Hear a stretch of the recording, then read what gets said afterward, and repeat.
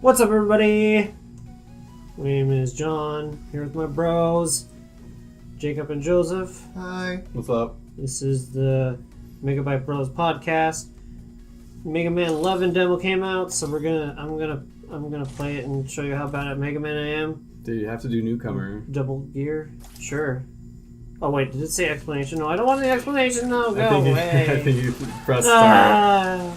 You can press start and exit. Start. Okay. No. Anyways, this is the Megabyte Bros podcast. It's been 2 weeks for us, maybe less for you, with how maybe we can get this edited quickly, maybe not, who knows. Yeah, if we can get it out today or tomorrow, then it would be exactly a week since the last one. Yeah, and we'll be magic space wizards that control time. So a lot has happened in the 2 weeks that we haven't recorded anything. No. I think Where's it's Rush? triangle. There's Rush. Hi, Rush. That was horrible. Good. Yeah, I got a bolt. A lot has happened in the 2 weeks since we recorded last. No! No, you hurt me. Where's the slide? How do you slide? You just press down and jump. So much is going on. No, you need to use the D-pad. That's why. Okay. D-pad for movement. Okay. Anyway, sorry. I get distracted when I don't know what I'm doing. So, I think... Let's see. I don't know where to start. If it's been 2 weeks, I don't even know what's been... Yeah, to get close to it. Yeah, I have no idea what's been happening, honestly. I've been kind of in a bubble since school started. Yeah, part of why we've been gone, we haven't recorded for 2 weeks, is because Joseph and Jacob started school, so we've been trying to figure out a new schedule to record with them both being in school and me being a graveyard person and everything. I think we finally figured it out, but there still might be some discrepancies here and there, but oh, he's gonna get me. I think the point for those, I don't think maybe there's a tutorial at the beginning, but the game probably wants you to use time slow for those enemies. Probably. It's the best boss. Ow! Meow. So Spider-Man came out today. That's pretty exciting. Yeah, Spider-Man PS4 is out today for us. Maybe you too when you hear it. Or hear this. No! Ow! I'm not doing very good.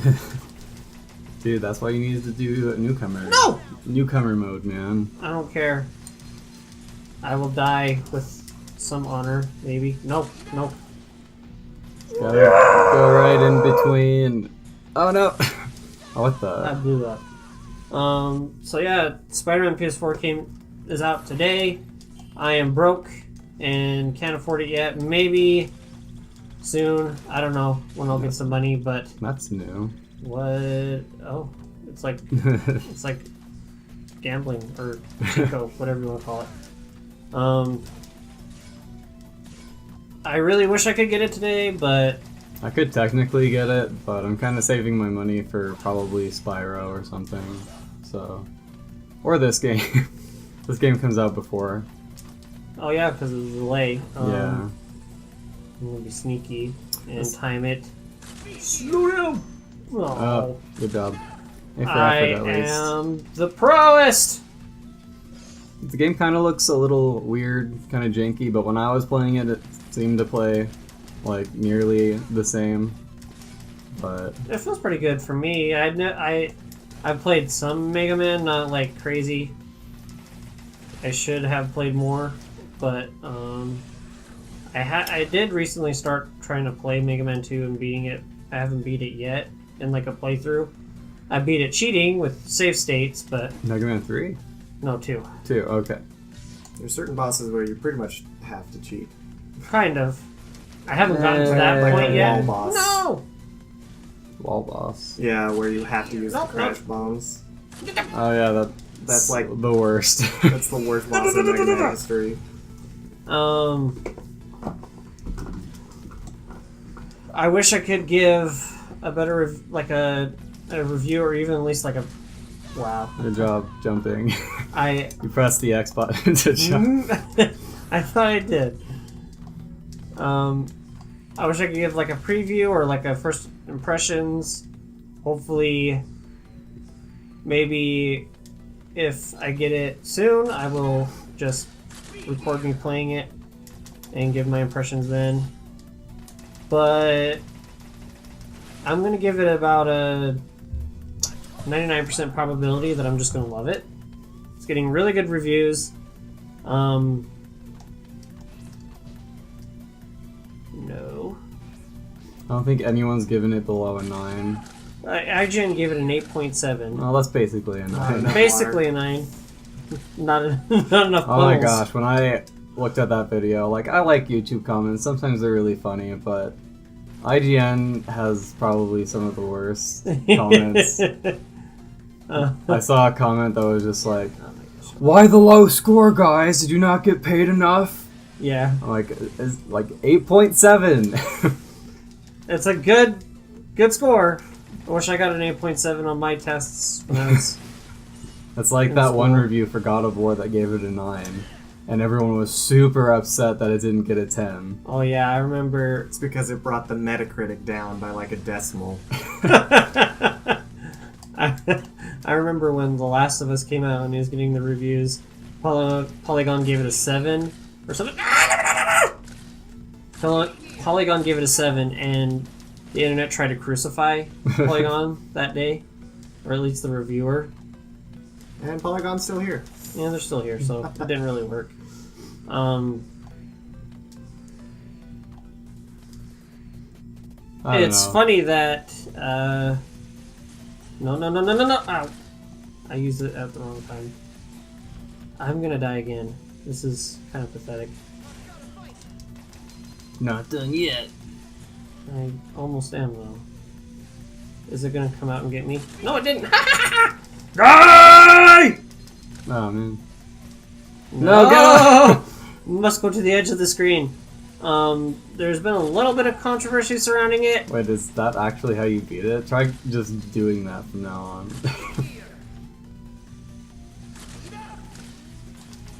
Nope. No! It cheated and found out my strategy. Game over, my turn. Okay, Yeah, you can try. Joseph play. Yeah, I get distracted a lot. So, there's been some controversy with Spider-Man PS4. Some people were saying that there was a visual downgrade, calling it Puddlegate, because Puddles got smaller, and they say that the E3 2016 demo or 2017 demo that we saw was visually better than what we were Because of- getting. Because of water? Because the puddles were smaller, and they're saying like, oh, they couldn't handle the puddles anymore and keep their frame rate, so they made it smaller, and I've heard a little they about tried that. they've done a lot of visual changes to the game from what I've seen.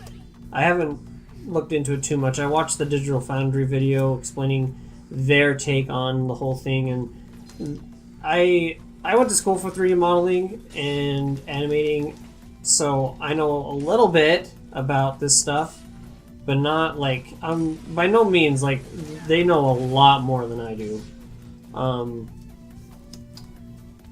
Basically, and I mean, if you know anything, a lot of fans think they know about 3D modeling, rendering, and all this kind of stuff, but they really don't. They just hear, a talk on it once, and they are suddenly masters. But it looks like they changed some of the rendering techniques they used and some of the materials they used, and kind of changed some of the normal maps. By no means is it a downgrade. I actually think that the materials they used for Spider-Man's suit is a visual upgrade, and I didn't notice any difference from when I saw it. Yeah, it is very slight. Like, you have... At this point, the differences are so small that you have to be looking at it with a magnifying glass, basically. But it... There's just changes, and I mean, that kind of stuff is normal in development. Developers will build a demo of the game they're working on, and it's still not final. They're still trying to work out art assets and how to do things. So it's very normal for art styles to change and UI to change and materials to change and stuff like that.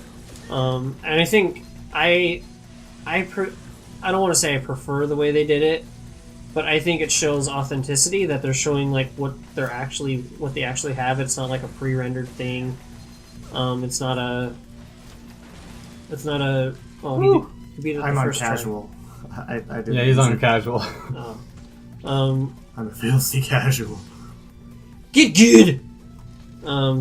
So that's my take. I think that again, it shows me that they're actually like trying to make a game, and they have I don't know the word I'm trying to think of. They're always trying to improve what they're making. Even from what they show us at E3 that looks amazing, they see how they can make it better and try to do that or improve upon it. So I prefer it. It's better Dude, than you're like... never gonna die. Casual is so much easier. Everything takes 1 pixel of health. Yeah, so it's better than I think than what like Killzone 2, the infamous like E3 trailer that was all pre-rendered, and none of it was like final, even close to what the final build was. I would much rather the developers give us a working build in progress and show us, what their vision is, and like if it changes, you got so lucky. If it changes, that cool. should have killed me. But that's just my take on it. I've seen it, like just a side comment, like, you have games like Spider-Man that change, and then you have, like, this game, and everyone was kind of complaining about how kind of janky or awkward looking it is, and it didn't change at all. But, yeah, like, I don't really have a take on it, I just see the memes that come out. Yeah. Like, I saw one on Reddit that was, like, you know how everyone's, like, doing the comparison images, like E3 builds, like, release builds. And so you have one on Reddit that's, like, E3 build, and, it's the image that everyone has already seen, and then, like, release build, and then it shows Spider-Man for the Atari 2600. Yeah. I think my favorite memes were just the ones of people making fun of everyone who was freaking out, saying that it was a big controversy. Because, like, I have to buy this again. Most people, I don't think, cared. There was some people who were freaking out, but I think most people could tell that it wasn't really a downgrade. And, yeah, I don't know, I just thought it was funny. There was one guy who started saying, like, retweet if you think Sony needs to tell us the size of the puddles in their games on the box art. Stuff like that. That's pretty funny. Casual mode. I'm a filthy casual. So, switching gears a little bit, I wanted to talk about something that came up around Gamescom. I forgot to talk about it in our last podcast. And that's I don't think it's official yet, but it's a huge rumor that keeps like getting released and talked about by like almost every news outlet, so it's pretty much confirmed. Is the subscription kind of thingy that Xbox is trying, or they're going to try. They haven't announced it yet, but apparently it's going to work like a phone plan kind of a thing. Like, you can get an Xbox One or an Xbox One X, Xbox One S, which I seriously hate how they did that this gen, but that's beside the point. Oh, you're gonna die, Joseph! Rep. Casuals can't survive the spikes of death. 5 lives? What the? I got 3! So, again, so you could get a $600 Xbox One X, a year subscription to Xbox Live, and then I think it's another year to their Game Pass thing, which is like... Like Netflix? Kind of like Netflix. You get all of their games that release, like all the new games that release, Xbox 360 games, and I think a couple of Xbox, just like OG Xbox games too. And they stream, I think, is the big thing. Oh, this is like... That looks different. So, no, that's not different. So, that's like... If you just went and did that straight up at, like, the store... Oh, rip. Oh, that didn't work. If you just went up straight up and did that at the store, it would probably cost you upwards of $800. Oh no! Yeah, it would probably cost you somewhere in the range of $800+, and they're doing it to where you can do it for, like, I think some of the prices were $30 a month for the Xbox One X, $20 a month for just like the base Xbox One, and then like $25 for the Xbox One S. So I think I wanted to talk about it last podcast. I wanted to say last week, but it wasn't last week. I wanted to talk about it last time, but I forgot because I get distracted by video games because they're fun. Rip. Nope, nope. Right into the hole. So, me as a hardcore One pixel PlayStation fanboy,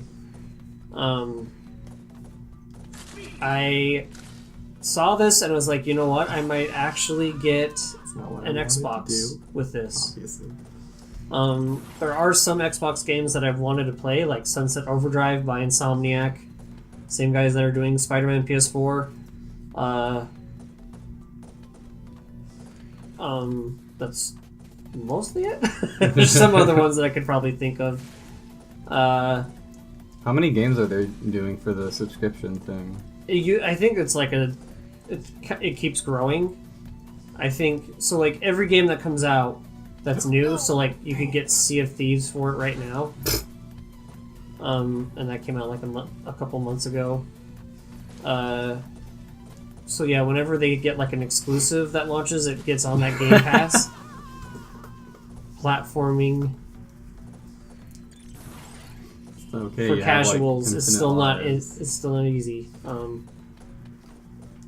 Almost got this. It's fine. So yeah, you get. I think it's like a total of like 300 games they have on there now. Jeez. That is Which is I pretty like crazy. that. Oh, come on.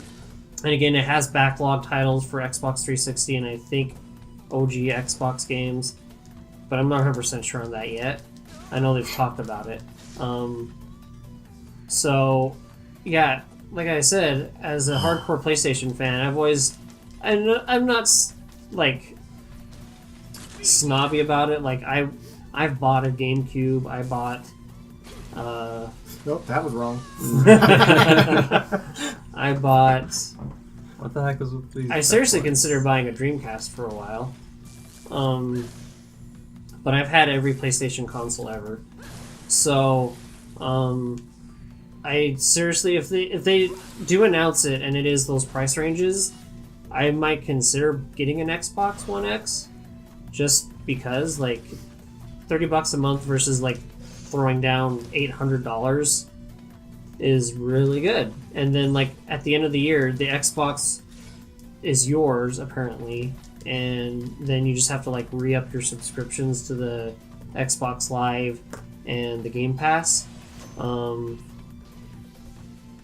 Or maybe it's 2 years, who knows, probably 2 years at that price. But that is like super consumer friendly, super cheap, super easy to do, and like it's an amazing deal. the only thing missing from it is like an actual like bundled game or something that you could get with it. But you get games with the Xbox Game Pass thing. So Okay, so hold on. This is the worst part of the demo. What? What? He doesn't stay in midair like Capcom, you need Man. to fix Patch that. Patch that right now. Into the demo. Fix the demo. Just pull Square Enix. I think I saw that in a tweet earlier, if I remember correctly. That's kind of funny. He is transforming. What? Oh, dude, Whoa! That's new. How do I go back to default? There you go. You gotta shoot him in the eye chest thingy. The giant glowing chest thing. Dude, you're never gonna die.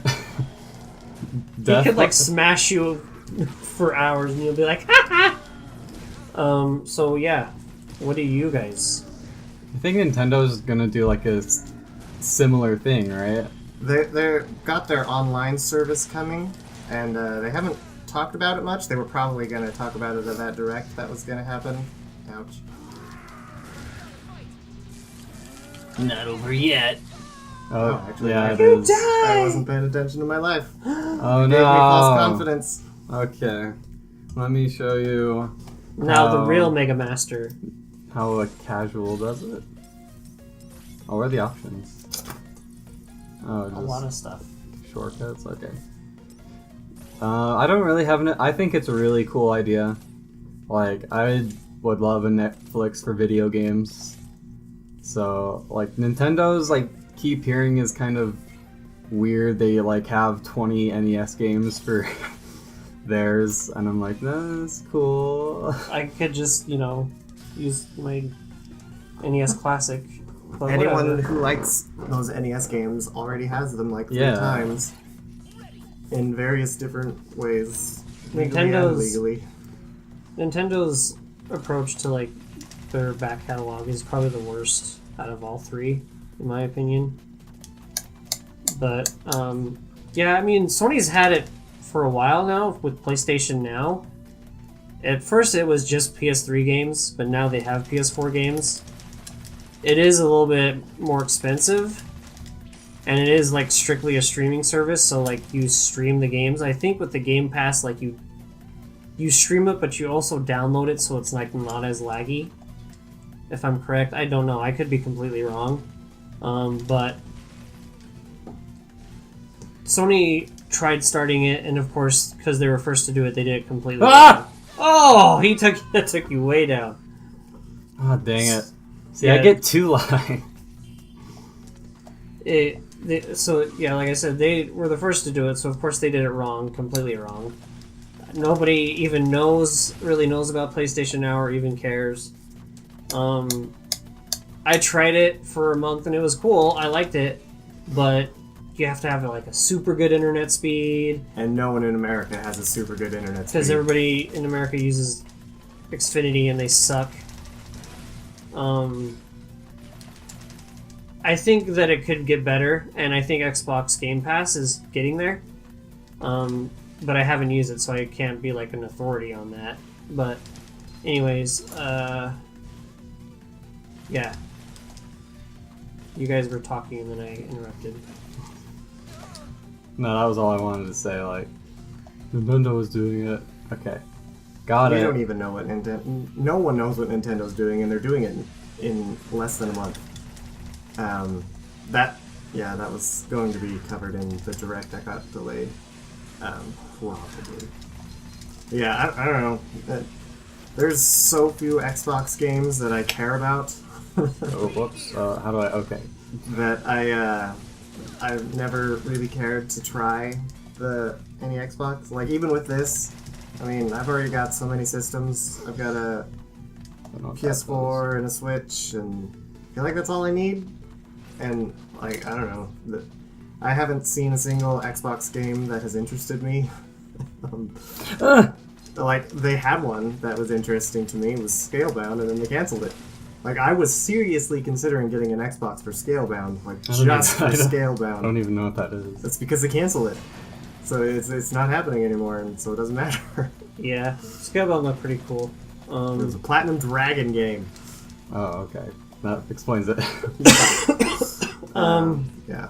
So There's a couple of games, like, I have a PC and sometimes I play games on it, but I'm not, by any stretch of the imagination, a PC gamer.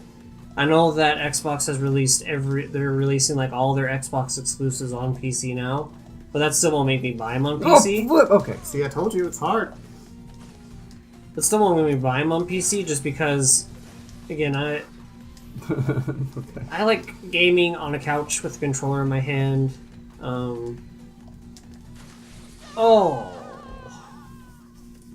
I Game's fault. don't like. I get very, like, my neck starts to cramp whenever I play on my PC. I don't just kind of like the feeling of being hunched over and playing a game. But that's just a weird thing with me. That doesn't mean I don't play PC games. Like I said, I have put so many hours into. I can't even think of the name now because I wanted to talk about it. PC game. StarCraft. I don't know. No, Stardew Valley. Stardew Valley, yes, that too, and FTL. Oh yeah. I've put so many hours into FTL, like, it's not even funny, and I haven't even beaten it. No one's beaten it. It's No, everyone who says they've beaten my it is friend lying. Johnny, he can beat it, like, regularly now. Okay. But anyways, that's beside the point. I do play PC, and, like, Stardew Valley on PC has the most hours I put into it. I have it on PS4, but it doesn't have as much as I put into it on PC. But True. there's still some games that I would play, like Cuphead, or I actually did. I bought that on PC. I was like, well, I don't need an Xbox. Yeah. I got this now. and Cuphead would be fine on my PC, but I would rather just sit and play it on the couch. Oh, whoa! You can shoot up.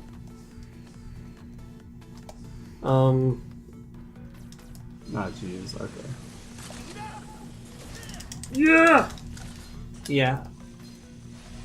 I'm sure if I did get the Xbox with this thing, I wouldn't have time to play it because I really have time to play games now as is. But still, I don't. I do like the idea of that, and I'd support it just because. Gosh dang it! I think it's a good idea. But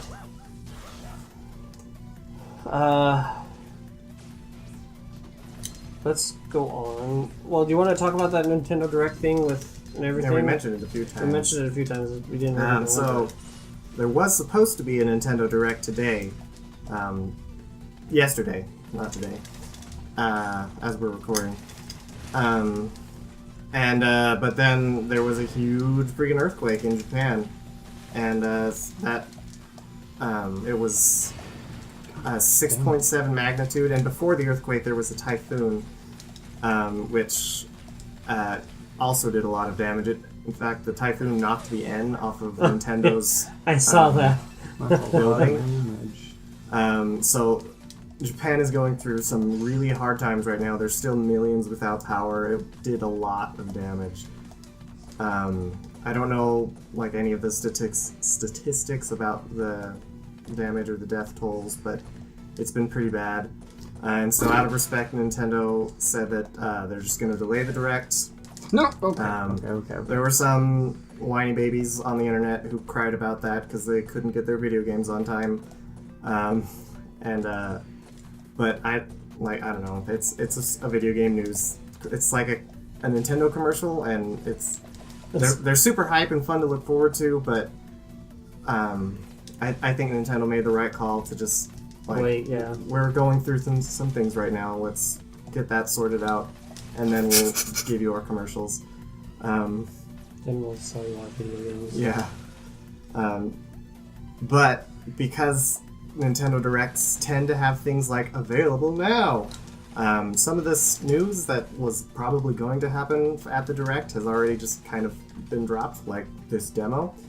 The demo was available first on Switch, and probably would have been a big announcement at the Direct. but the direct didn't happen, but the demo still dropped. So that probably was going to be announced at the direct. Civilization 6 was announced for Switch, and and that probably would have been announced at the direct. The Nintendo website briefly updated that Yoshi game that's coming out with its title, Yoshi's Crafted World, and then realized, oh, the direct didn't happen, get rid of that. But everyone saw it. So we kind of know some of what is going to be in the direct when it finally does drop. But we don't, obviously we don't know everything. And they could change some stuff up even. Yeah, they're probably going to change it a little bit. I don't know, maybe they'll just be like, this direct is happening a few days later, so some of these announcements are a little old. I don't know. But either way, it's still something I'm looking forward to, because we almost guaranteed to get some more Smash news, and so that's exciting. What? Oh! Wow! I hate He this smacked game. you down! I had like...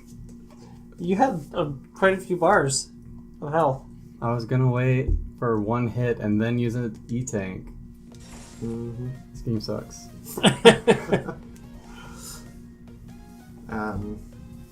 Well, that's enough of the demo. We can switch to a different Mega Man. Switch or to a different game. Mega Man 2! We can play 9, that's something I'm more familiar with, but...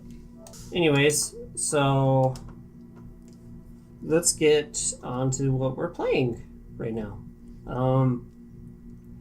I guess I'll go first. Maybe I should wait because I have the controller in my hands and we all know how that goes. Yeah. Let's see, 9. I bought WarioWare Gold the other day, and I really liked it, but I beat it in like an hour and a half. I mean, I still haven't got 100% because that would take forever. I don't know what else. That's pretty, like, I continued to play Soul Silver Pokemon because I didn't get to Red, and I've been listening to a lot of Pokemon music, and so I just want to get to Red so I can listen to the theme.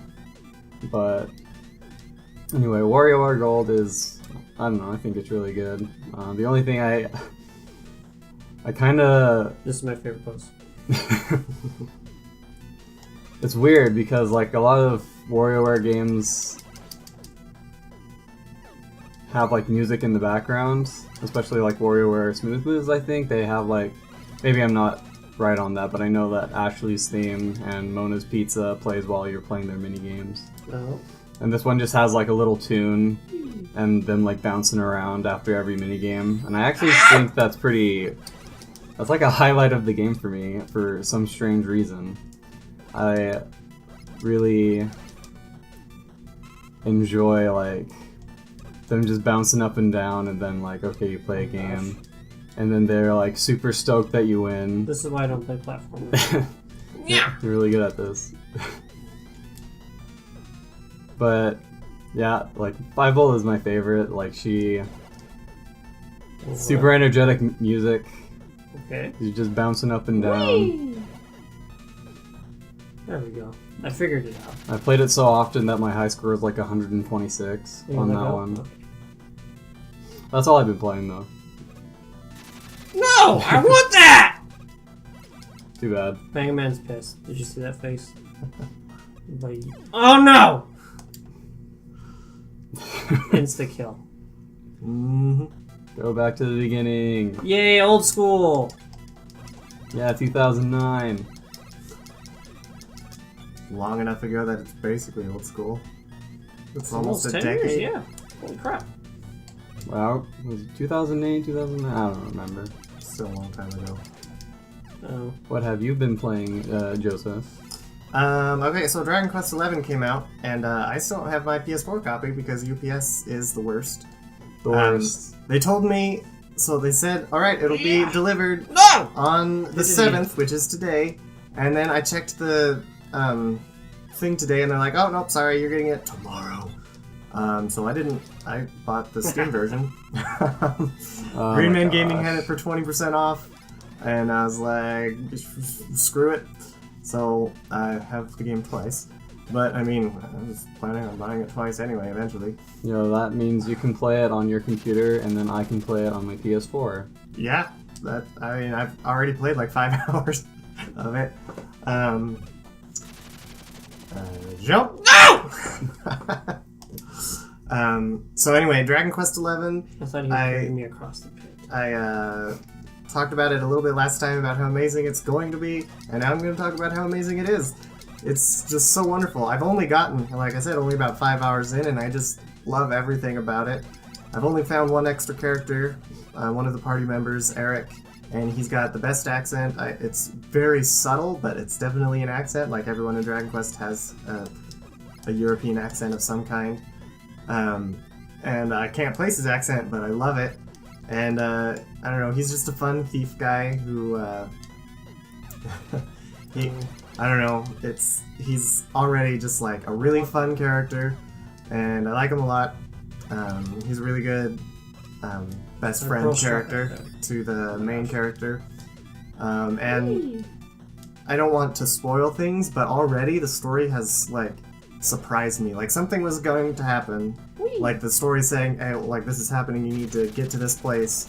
And even though I knew it was going to happen, it was still like I know what to do this time. It still impressed me. I was like, that was really well done. I'm Oh no! This game freaking hates everyone. It's like, haha, you think you got it? Nope! Like I'm only like 5 hours in, and it was that little plot thing was just gut wrenching. The way they did it, handled it beautifully. There's this enemy, like every enemy is a pun, like all of their names, like maybe not slime, but there's an enemy. It's a little tiny baby hog with a witch's hat. Its name is Sham Hatwitch. And that's just the greatest thing I've ever heard. I love it so much, and I, like, when I fought them, I was just, like, stood there at the battle screen, like, are you serious? You're a Sham Hatwitch? This is a little pig. Anyway, it's got a lot of, like, really cute monster designs, and it makes them hard to fight, and I feel bad every time I have to kill a saber cub. Because it's just this cute saber-toothed tiger. And I have to kill it, because it's trying to kill me. Random fact, that is the only random fact I know about Dragon Quest, is that Akira Toriyama designs all the monsters and characters in those games. Mm-hmm. And that's my I'm cool fact for the day. That's one of the reasons why Dragon Quest got popular in Japan so much, was because it came out when Dragon Ball Z, was at its height of popularity, and then Dragon Quest 1 came out, and it's like, hey, same guy, same artist, and that's why I'm so confused. Dragon Ball Z is at the height of its popularity right now in America. It's like, it goes in waves, and it's at a high crest right now, and Square Enix isn't capitalizing on that. They should be yelling that from the high tops, like, hey, everyone, you like Dragon Ball Z, right? Same guy! They should be... Don't they look alike? Kind of, yeah? Like, I've heard people say, like, what is this? It's just trying to be Dragon Ball Z. I'm like, it's not trying, it is. Yeah, confirmed. 100% Dragon Ball Z. It's the same artist. It's the same character design. And he's, like, I don't know, just like I was talking about the Sham Hatwitch. I almost said ham sandwich. Akira Toriyama has great designs. And, one of the reasons I love Dragon Quest so much is the character designs, along with everything else, and it's because of Akira Toriyama. So anyway, that's what I've been playing. Dragon Quest, it's wonderful. I've also been playing Dragon Quest V because I was going mad with the need for Dragon Quest. Dragon Quest V is, I don't know, there's a lot of debate among Dragon Quest nerds about what's the best Dragon Quest. And from what I've seen, like 4, 5, and 8 are like the top 3. 8 is usually considered the best, but 5 is also one of the best, and I never beat it. So I got like 20 hours in waiting for Dragon Quest 11, and I can see why people love it so much. It's so in the game, this shouldn't be a spoilers because it's in the title, you get married.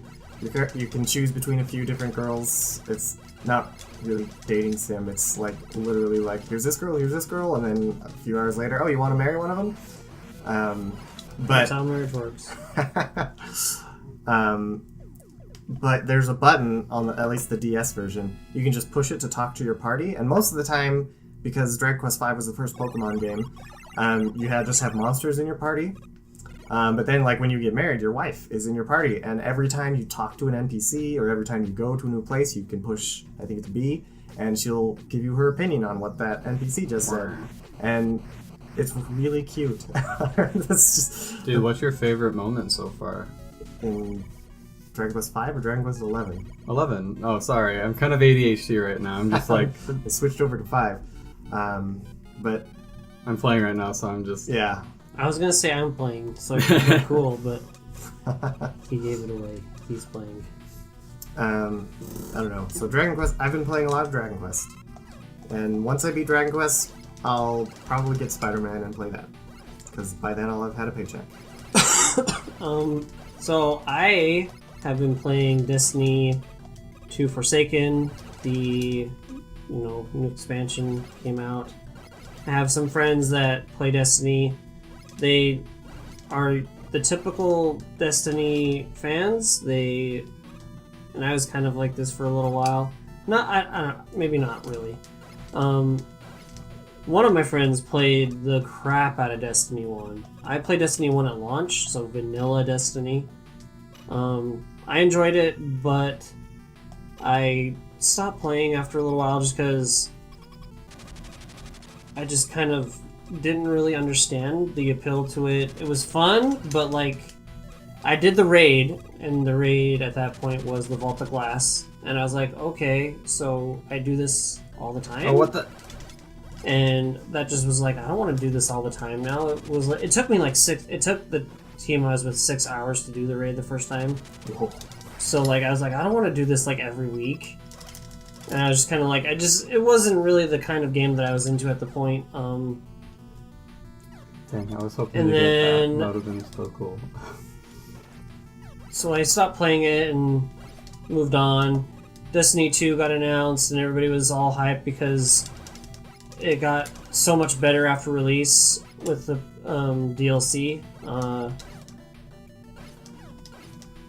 Not so much the first two. Like, the first two were good, I guess, from what I remember hearing people say, but they weren't, like, game-changing. But then the DLC, The Taken King, came for it. It was, like, the big expansion. Like, it basically changed the entire game. And everybody loved that. They freaked out. Everybody was playing Destiny 1 again. I didn't play it. I did... I did buy, like, the Legacy Collection that had, like, all the DLC after all the DLC was done. And, got so lost because they changed everything. My friend tried to show me how to play it, and I was so lost. They changed so much about the game, and I didn't understand any of it, so I was kind of like, yeah, not for me. Again. But, so, anyways, Destiny 2 got announced, got a bunch of hype, of course, and it was not the game everybody expected it to be because Destiny 1 was already so good. Everybody expected that basically Destiny 2 would be the same game as Destiny 1 with just new stuff to do, but it was not. A lot of fans didn't like it. I was upset that at the approach they took with the game because they basically made all new areas. None of the areas that were in Destiny 1 were there in Destiny 2. And all the planets that they made in Destiny 1 were released later in Destiny 2 as DLC. Even though they're new areas, it's still just like kind of sucks that stuff that was in Destiny 1 is not even in Destiny 2. I mean, it's free content that you could just basically port over, right? And everybody complains about the content drought in Destiny 2. Like, the base game didn't ship with much content, just like Destiny 1 didn't.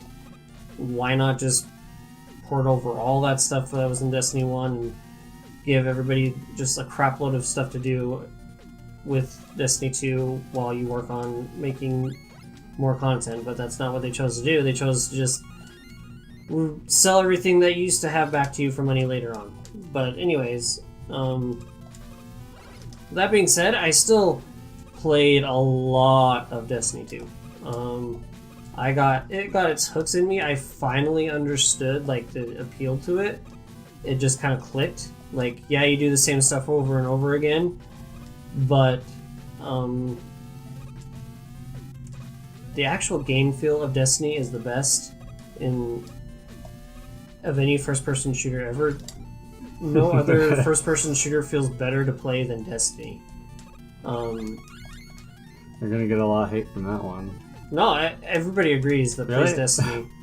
It's the best game to ever actually playing it. Like, yeah, you do stuff over and over again, but like punching aliens in the face is the most satisfying in Destiny than it is in any other game.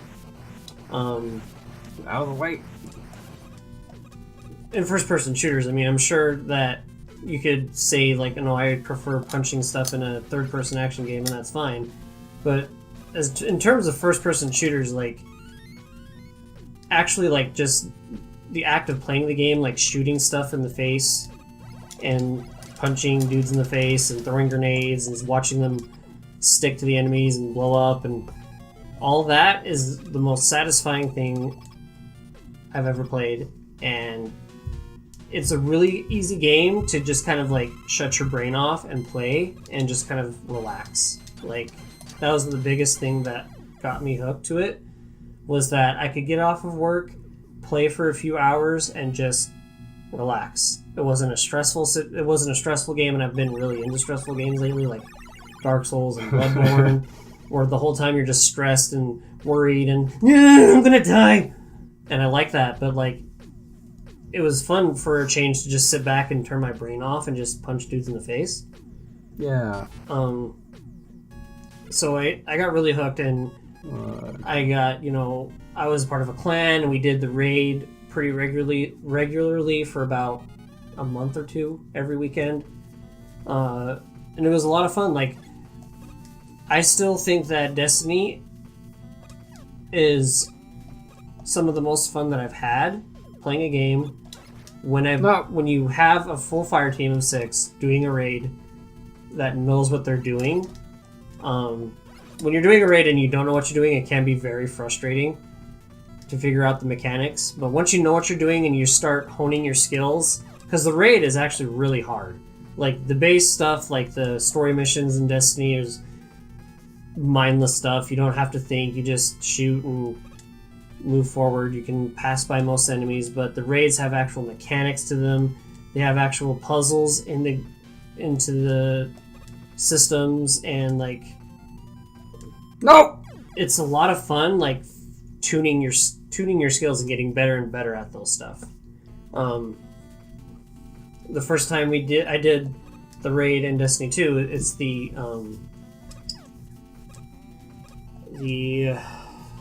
World of Eaters, Eater of Worlds, whatever it's called. Callus. I just called it the Callus raid because you fight Callus at the end. But first time we did it, I did it with people that knew what they were doing. No, actually, the first time I tried it, I did it with people that didn't know what they were doing. It was all our first times. We got stuck in the bath house, and we were in the baths for 4 hours. It was horrible. We didn't know what we were doing. I tried looking up guides, and I was like, okay, it says we need to do this. We tried it, and it didn't work. And it was like, no, well, let's try this. And it got really frustrating. And I almost quit at that point again. I was like, I can't do this again. But then my friend that plays it a lot, he's like, no, dude, just join me in my fire team. We'll get you through it in like 3 hours. I was like, yeah, okay. So I tried it, and we did it in 3 hours. And he explained it to me how to beat the bathhouse, and I was like, oh, it like clicked to me, because like the way we were trying it, it would almost work, but we just fell short. We just had to change a little thing in it, and it'd take me like 20 minutes to explain the difference. But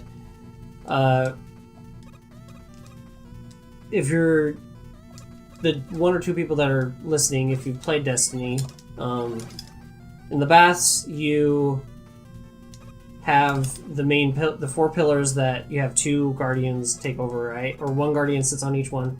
Then you have the 2 that are in the middle, and they switch around. What we were trying is that one person would make an entire circle, like everybody would just run in a circle, and then the 2 in the middle would just switch out if their buff was running out. Because when you're in the middle, you get the buff the entire time, and then you get the buff when you're in when you hit the main pedestal in the 4 separate corners of the bathhouse. So like we were just trying to run in circles, like an entire circle, so you'd run the entire bathhouse, and there was just barely not enough time. Like you would run out of your buff in with like 5 or 6 seconds left, and then the buff would wear off, and then you'd start to die, and then the enemies would kill you. And he was like, "No, dude, you just switch off." No, dude. You like the 2 people in the middle, they go to the corners, and then you just kind of, instead of like a big circle, you just kind of do a triangle with the 2 edges. And I was like, "Oh, that makes more sense." And we beat it our first try, and I was like, "Wow, I feel like an idiot." So after that, like we beat the entire raid in 3 hours. I was like, okay, that's cool. Then we started doing it every week, and we got it down to an hour and a half. There are people that can do the first Callus raid in like, I think 30 minutes, which is crazy. But like, yeah, it's a lot of fun just fine-tuning how to beat that thing quicker and quicker and quicker. And you have the 6 people in your group. If you're all friends, you're talking and having fun. Yeah.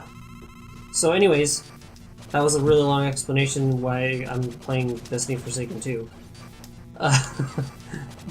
So anyways, Forsaken, I am 2 minds of it. It was supposed to be the Taken King of Destiny 2, and a lot of people are happy with it, and I can see why. It's super grindy now. There's a lot of stuff you can try to strive for and reach, and there's always something you can do. It's not just log in once per week and you're done. You can log in every day and play all day long and still have a crap load of stuff to do. But some of it actually pisses me off a little bit. They added random rolls to the guns, which is cool, but they only have them for the new guns they're releasing now. All the legacy guns from year 1 of Destiny 2 don't get random rolls, which is whatever, like, okay, but in order to upgrade them, oh shit, it used to just cost legendary shards to upgrade your weapons and armor, right? Now it costs legendary shards, masterwork cores, and the planetary consumables that you get. And masterwork cores are super rare to come by. So now, like, instead of having your favorite armor set that you have and you really like it, and your favorite guns that you have and you really like it, and this was a complaint by some people, and I can see why you would hate, like, just having one gun that you think is OP that you just use the whole time, but I kind of got attached to my favorite guns, like Origin Story. I can't use Origin Story at all anymore. Legend of Acreus, I can't use that anymore. Like, they're all way under light level, and in order to level them up, I have to use Masterwork cores. And my Origin Story was a Masterwork, and now it's basically useless. And Masterwork weapons take... I think they even increase the amount of cores you need to make an actual Masterwork weapon to like 15 when it was like 10. I haven't actually done it yet, but I've used a lot already just to try to see how much it would take. So like, basically now all my Guardian has is blue stuff. Blue weapons, blue armor. All my legendary and exotic armor are crap now. I just use blue pieces and they have higher light level. And as soon as I get a new blue piece, I just use that. And I guess once I find a piece that I really like, of like a legendary, I can just hopefully save up a bunch of legendary cores and masterwork cores and upgrade it then when I am almost at 600 light level, but by then it's like super frustrating because you want to have the legendary armor pieces and wear those for the perks that the legendaries and the exotics have, not the blue ones because they only have one, and they're all like the kind of base perks. So I don't know. It kind of frustrates me that it seems like all the work that I put into the Destiny 2 the first year for getting those guns and upgrading them and getting the masterworks for the guns that I want, getting the Legend of Acreus, which doing that strike is incredibly hard to do. All that work is for nothing now because now those weapons aren't as good as year 2 weapons, and upgrading them to get them up to the same light level would cost me the amount of cores I'd have to use to upgrade like Origin Story to be the light level that to keep upgrading it to the light level that I'm at would get me like probably 3 or 4 masterwork weapons, which why would I spend it on one weapon when I could get 4 that are masterworks, right? So like it's a little frustrating for me. So I'm still playing it though. I want to give it a good shot, and the raid comes out next week, and I'm sure my old fire team is going to want to try to do it, and I'm down to try it again and meet up with all of them and go out a new raid. That'll be fun, but I don't know. It's I'm sure there's a lot of people that would say I'm a crazy person for this, all the hardcore Destiny players, because a lot of them have said this is the game that it should have shipped. And if it was the game that shipped, I probably would have been used to it by now, but being new to it, I guess, is just kind of a very big shock, I guess you could say. So there's my 20-minute 2 cents on Destiny 2 Forsaken. I'm scared. So, let's see. The main topic today is our favorite moments in video games. Jacob tried to jump onto this a little bit already, so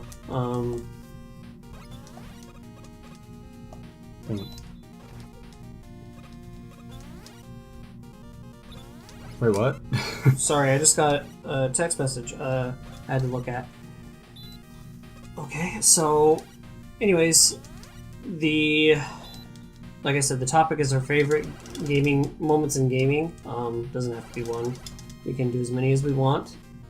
Jacob is playing, so we will wait till he is done, if he ever does get done, to do his. Yeah, Joseph can do the Wily stages. Oh, thanks. Yeah, I can do those. I've been talking for like 20 minutes straight, so let's let Joseph do one of his then. Spoilers. Oh yeah, so... Oh yeah, spoiler alert! This is a spoiler alert for Kingdom Hearts 1. We'll put like that on the screen maybe, just like ram. Spoiler alert for Kingdom Hearts 1. For all the games that are talked about. Yeah. This is the ending of Kingdom Hearts 1. After you beat Ansem, and the theme song starts playing after you talk to Kairi. I don't know. Last week when Jonathan talked about Final Fantasy VIII, and how that affected him, I recorded the ending of Kingdom Hearts 1, and I kept a save file right before the last boss so I could just fight him again because I thought Ansem was really fun to kill, because he has like 8 stages, and then watch that cutscene again. When you go up to Kairi and you're like, Kairi, I'm always with you too, and friendship and JRPG bullcrap and stuff, and I'll come back to you. I'll come back to you, I promise. I know you will. When you walk Yep, and that away. song, and I was just like, I was blown away. I'm like, this is the greatest thing that's ever happened in my life. It was, I don't know, that was, like I said, I recorded it. I liked it so much that after beating it, I went and got something to record it and beat it again. But yeah, I loved the song, the whole cutscene that plays. Ooh, that was clutch. But yeah, it was huge, and it's like one of the reasons I love Kingdom Hearts so much. I love Kingdom Hearts, and I also make fun of it a lot because it's really easy to make fun of it. But man, like the cutscenes that so when Kingdom Hearts 2.8 was announced, and this is one of the things that people make fun of Kingdom Hearts for because they should, because the names are stupid. But in the cutscene, the opening cutscene for Kingdom Hearts 2.8, it shows Aqua and her friends, and it's it sounds really dumb, but just seeing her smiling with her friends, it gave me an emotional moment, and I was like, I just want her to be happy. And these games make me emotional. It's not okay. So yeah, that's one for me. The ending to Kingdom Hearts. It's like my least favorite part of this game. The bubble part. Okay, so I have a lot. Quite a lot actually that I could say. I've been thinking like which ones to do. I think I don't know. So as a kid, like I kind of just said, you know what? When I grow up, I want to work on video games. I thought like it would be cool to. I thought it'd be cool to like make the special effects that you see on the screen for like, for example, when I was a kid, you know, playing Final Fantasy VIII, like the big explosion that you get when you use Squall's gunblade when you hit the trigger at the right time. I thought it'd be cool to make those kind of things. So I was like, yeah, I want to work on video games when I'm an adult, and I've tried making games, and I'm not in that field, like, professionally. Maybe someday, who knows, but, the moment where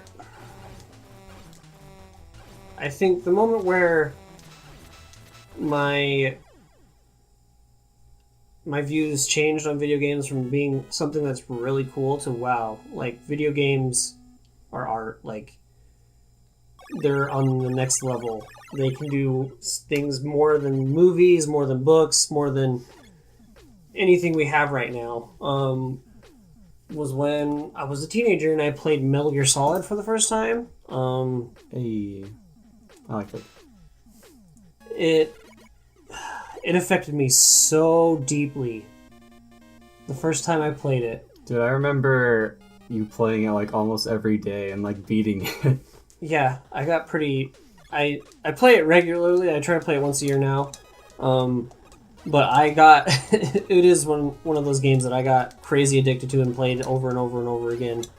Because of all like the different... Well, there's not a lot of different endings, but the different endings and the different things you can get after beating the game, doing certain things. Like you can get infinite ammo if you beat the game a certain way, or you can get the tuxedo snake if you beat the game a certain way, or you can get the stealth camo if you beat the game a certain way, and I wanted to get all of those. But so the first time I played it, I failed the torture mission. I couldn't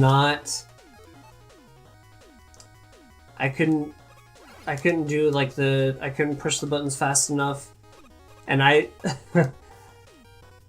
went and bought an auto-fire controller after I beat the game because of this reason.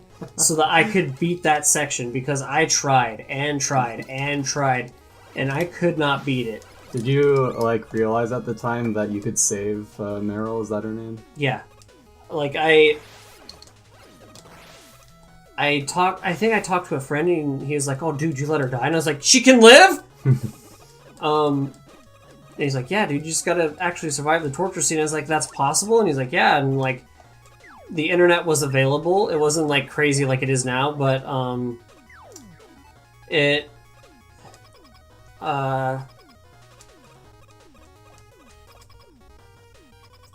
it's so hard to put this into words. So I failed the torture scene, and I feel like crap.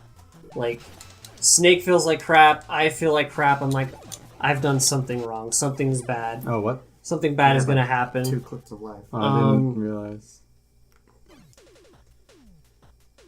And you're in the cell, and like Snake is just down. Otacon comes up to you and gets you out, and then like the whole story after that in that arc is just down. Like Snake is like, I'm not a hero. I'm not worth anything. I don't save the day. I can't do anything. I'm not good enough, and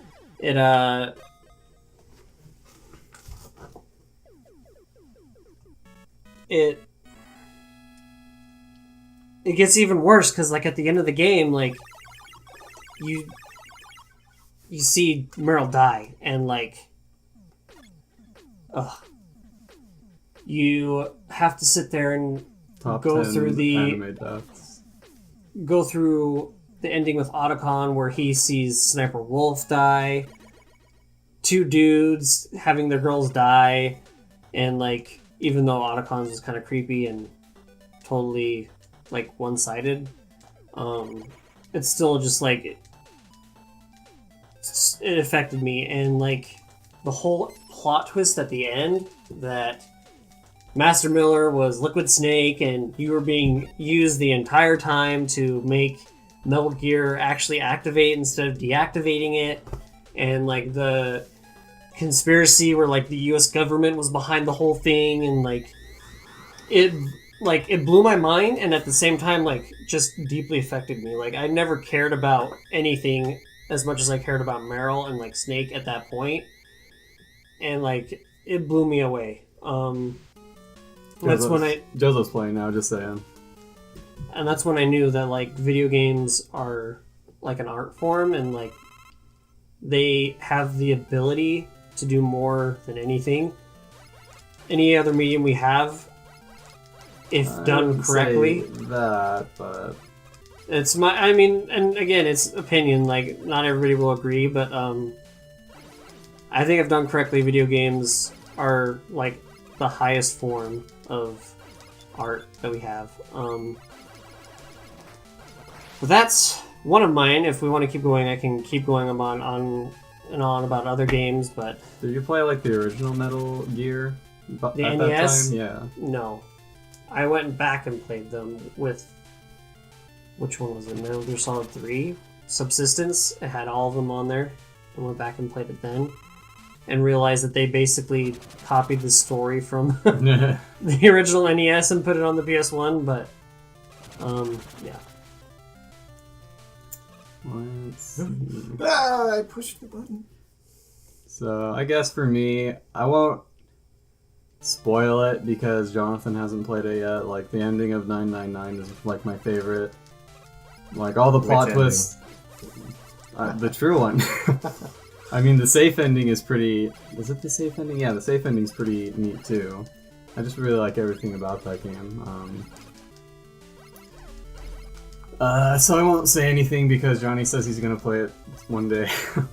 He's already played Virtue's Last Reward, and I don't think he thought it was amazing or anything. But I liked it. It was enough that it was the only game I played until I beat it. It was like I played it until I didn't play it until I beat it, but like it consumed me enough to be like I have to beat this now.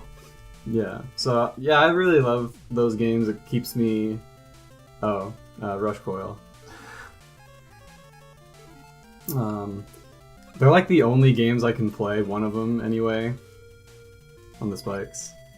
Way Rush. That like completely immerse me. Nothing really immerses me like ever. I like play video games as, like I said last time I think, as kind of short term, like 30 minutes at a time. Kind of like, maybe this is just me, but like kind of like any Mario game, you're like, you can't get immersed in that, you're just playing as Mario, and you're like, yeah, this is fun. Platforming challenges. You can control it up, you can press up. Yeah. Don't. Oh no. good in this game. So 999 is my favorite out of them. I've beaten Virtue's Last Reward more than 999 just because I think it's a little easier to get into because of like the voice acting. It's almost like a movie. Dang, what's the what's the game moment that I think is good besides that? I guess briefly before I get to it, I'll mention I really think the original Pokemon game having your rival, Ruscoil, having your rival as the final boss was really cool. Just, you weren't really expecting it. Oh, maybe not. I have no idea, dude. You're screwed. You have to leave and come back. Let's see. You can do the concrete shot. You can just put it on the wall and then keep. Maybe if you're really skilled. Just wah! Let me see if I can do it real fast. But I really. No, dang it.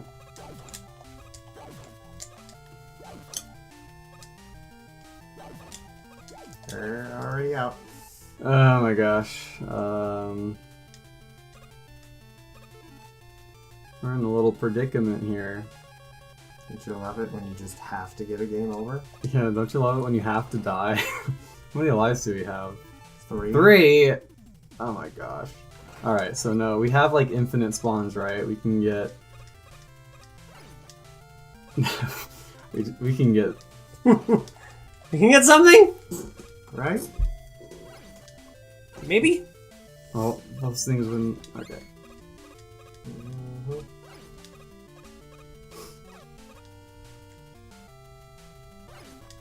So keep doing that.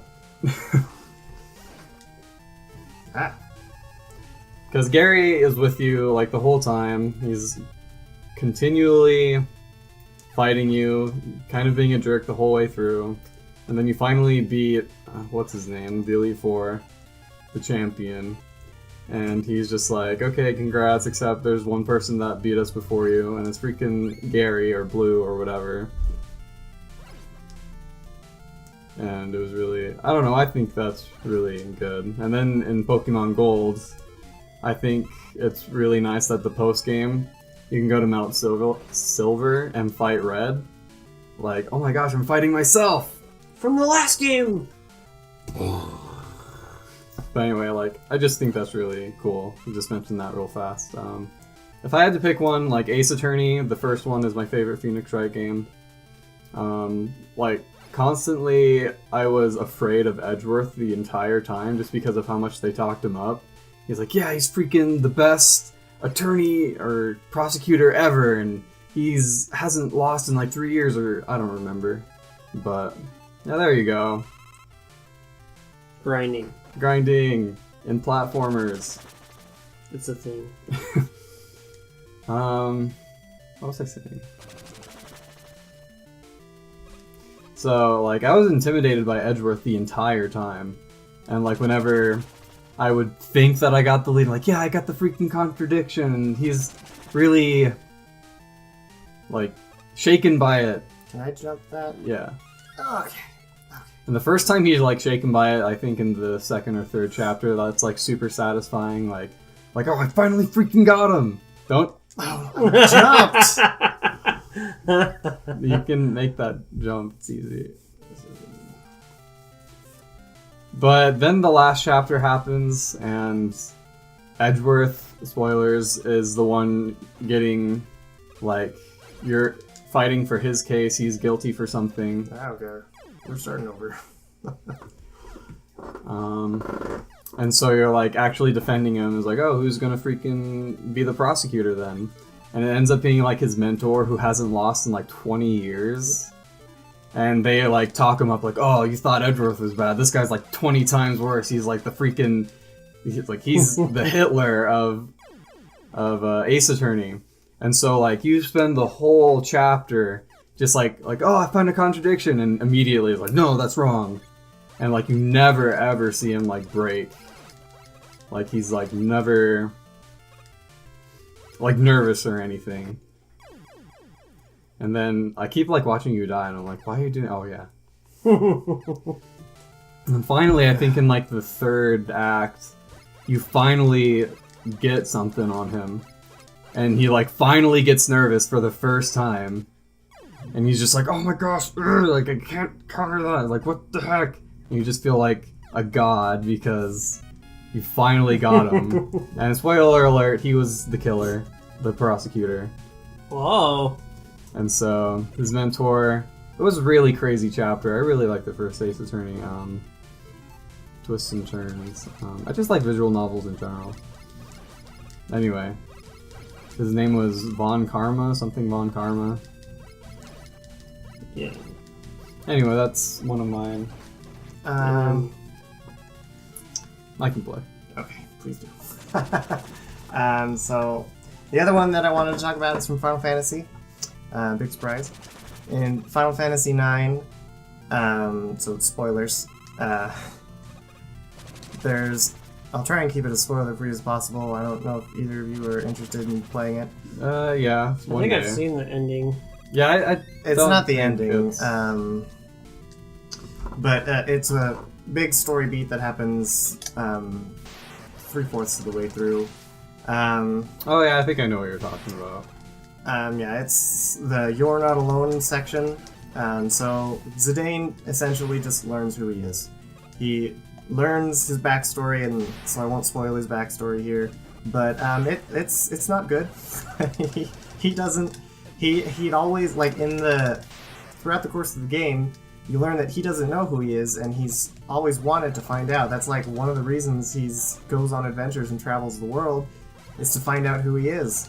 And when he finally finds out who he is, he finds out it's not a good story. He doesn't have a noble background. And it's so bad, it really affects him. He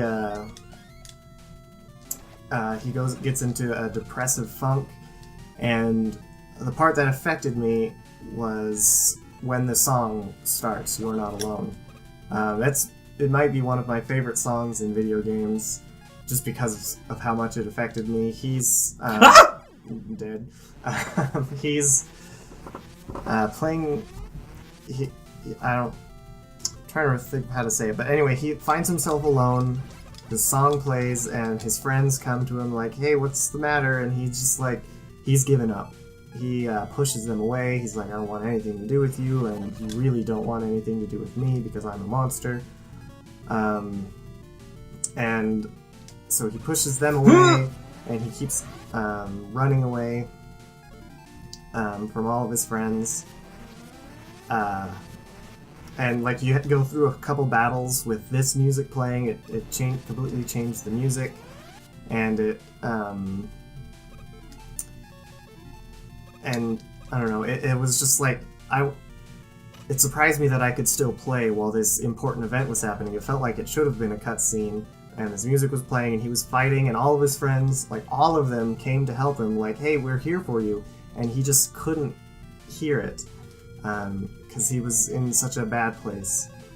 And then at the end of that segment, he like gets wasted by an enemy.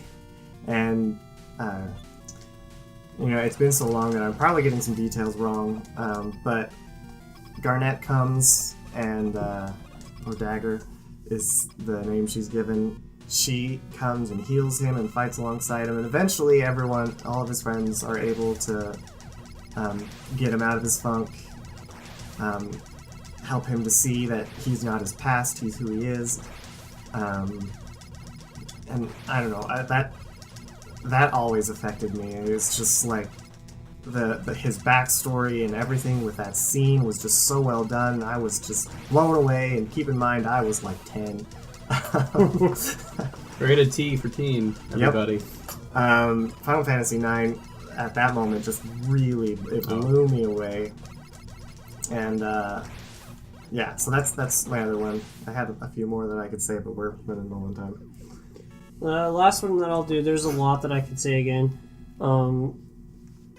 The first 10 minutes of The Last of Us.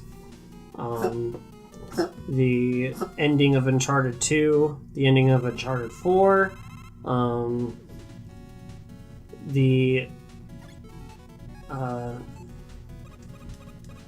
there's a lot. Again, I mean, like Final Fantasy VIII's ending. Dude, I actually really like that ending. Like, I don't remember anything about it, but when you beat it and we were like watching you, I really liked it. I freaked out. I was like, he's alive! But one that I'm going to mention is one that happened very recently. Kind of got reminded when Jacob mentioned that he likes visual novels. It's a game that Jacob kept bugging me to play and bugging me to play and bugging me to play. Play? Which one? Doki Doki Literature Club. Oh, yeah. Oh. It got super popular, right? And all the YouTubers started playing it. If you're a gamer and you haven't heard of it, then you must just not watch YouTube, or I don't want to see you live under a rock, but you just aren't probably Cultured. you're not with the new crowd. Anyways, Jacob kept telling me to play it. He's like, you gotta play this game, man. It's really crazy. It's really good. You gotta play it. I'm like, I'm not into visual novels, and especially dating simulators. Like, that's not my thing. Like, I saw, like, the Steam page for it, and I was like, yeah, no. And he's like, dude, you gotta play it. Just trust me. And I was like, I ignored it for not a very long time, like a couple of weeks. And then finally I was like, okay, you know what? I'll just give it a try. And then see what happens. I almost quit within like the first 20 minutes just because I am not a dating simulator person. I'm not a visual novel person. Usually I did, like Jacob say, play VLR, and that was really fun. But I think I got really into it just because of the quantum mechanics stuff that it gets into. That's pretty fun to think about and theorize. But Oh, I don't have to start all over, do I? I hate this level! This level's my least favorite in the whole game. Yeah, so Doki Doki Literature Club, again, like, it just totally reaffirmed to me that, like, video games are, like, the pinnacle of media that we have right now, if done correctly. Like, yeah, you can have a game that's like Mario, that's just a game, and it still could be considered art, but like not like a thought-provoking kind of art kind of a thing. But Doki Doki Literature Club like shook me to my core, and like it blew my mind, and it took any expectations I had about video games and just like threw it on its head and just said, you think you know video games? You're wrong. Like, first, like, it gets into, like, I'm gonna spoil it just because you can watch it on YouTube in 30 minutes. Well, not 30 minutes. Like, it's a couple hours long. Didn't you first watch, It's like, free, so if you Grumps don't play want to it? be spoiled, just go play it. It's free. Yeah, it is free. And if you don't want it spoiled, just stop here because we'll end after this. But the whole thing with Sayori, right? Yeah. Sayori killing herself was like, what is going on? Like, that really like hit me hard. I was like, okay, this is not a dating simulator, it's a horror game, isn't it?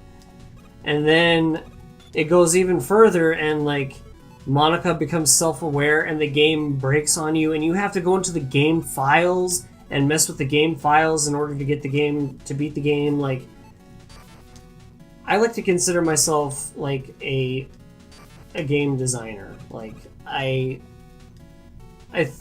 feel like I have some original ideas that could be pretty cool in a game setting, and I can think of ideas if you give me a scenario or like an elevator pitch. I can expand on it. Never in my whole life would I ever have thought to think of making a game where the game becomes aware that it's a game, and then you go into the game to break it to beat it. Like, it's so meta and so like postmodern, and like everything about it is like, it blew my mind. And like, there's so many secrets to it, and like there's limits to it, but you know, at the time I was like, this game is limitless. Like I could do whatever I want. Like it really opened my mind to thinking like, what can I do in a game now? Like That was me in 999. it, and like nothing against like other games that don't do this now. Like that's not like you have to mess around with the game files to be the best game ever. But like, I don't know, like. Thinking about that on a design level, like making a game where like, okay, the user's gonna go into the files and mess it up, and that's okay. Like that freaks me out to this point, just thinking about it from a design standpoint. Like, what if they go in the wrong file? What if they do something wrong and just completely break the game? Like, what if they, you know, there's so many things that can go wrong in a game. The fact that they had the courage to just sit there and say, okay, we'll let them go into the game and break it, basically. It just blows my mind, and I've said that a million times, but like it can't be said enough. Team Salvato, right? Yeah. It's basically one guy, if I'm correct. One guy wrote it, and then he had an artist help him. Yeah, with the art. He's a genius.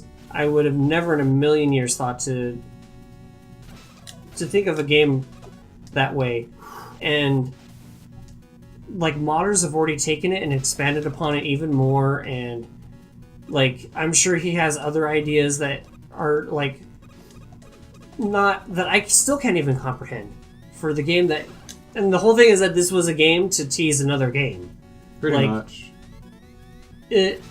I immediately am a fan now, and I'm gonna buy whatever game that is on day one and play the crap out of it, and I'm pretty sure that it's gonna I can theorize and think about what he's going to do and how he's going to do it, but like I feel like I know for a fact that I'm not going to be able to predict what he's going to do in it, because like he's on another level, taking games to another level, and like the ending where the ending after you delete Monica, you see the end game screen, she plays that song for you.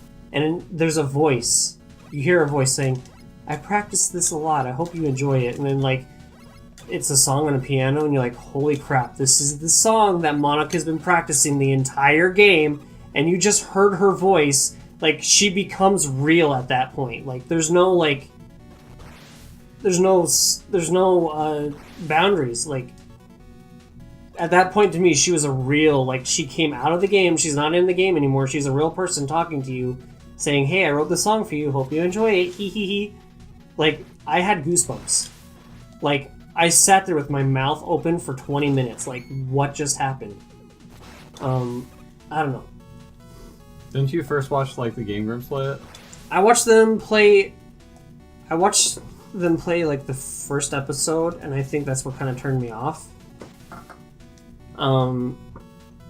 Because, like, it starts off as a dating simulator, right? I watched them play the first episode, and, like, you were like, yeah, man, you gotta keep playing it, or keep watching it and play it, and I was like, I don't know. I didn't watch them beat it first. I beat it first, and then I watched them play it. But I think I did watch them play it first for, like, an episode or two, and it was pretty funny. I remember us watching all of it, so you probably watched it afterwards. I remember I watched them beat it, but they beat it like a month after I beat it, because they took a long break from playing it. But, yeah. Anyways. End things off, I just want to quickly discuss the shooting that happened at the Madden video game tournament. I don't want to get super political or anything. I don't have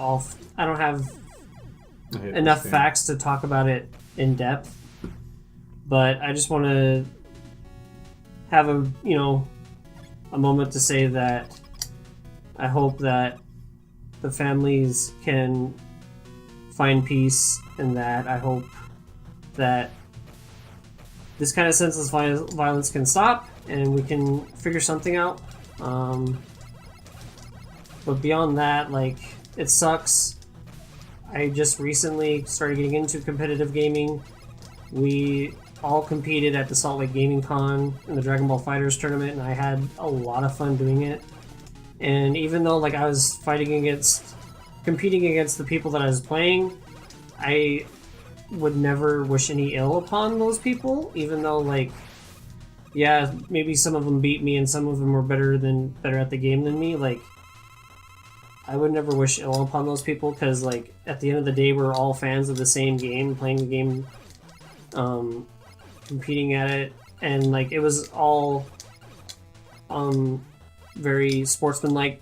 You know, you shake your opponent's hand before you start and then afterwards, and there's a couple of times where the match got thrown off because somebody's controller was still connected to the game, and we both kind of would sit there and say, okay, this kind of sucks, let's start over again. Not like the other person wouldn't try to take advantage of the fact that they were winning and say, no, this counts. Like, they're like, no, this sucks, let's start over. Video games are no place for this kind of stuff, and yeah. If you guys don't want anything, you can. If not, this was the Megabyte Bros podcast. Sorry to end on a little bit of a downer note, but I didn't want to start with a downer note and try to bring it back up. Yeah. But anyways, Disney movies. There you go. Just think about Disney movies. That'll bring your mood back. Let's go. Big Hero 6. Let's go watch some Miyazaki. Let's watch My Neighbor Totoro after this. Anyways, until next time, keep gaming and have fun. Later. See ya. Bye.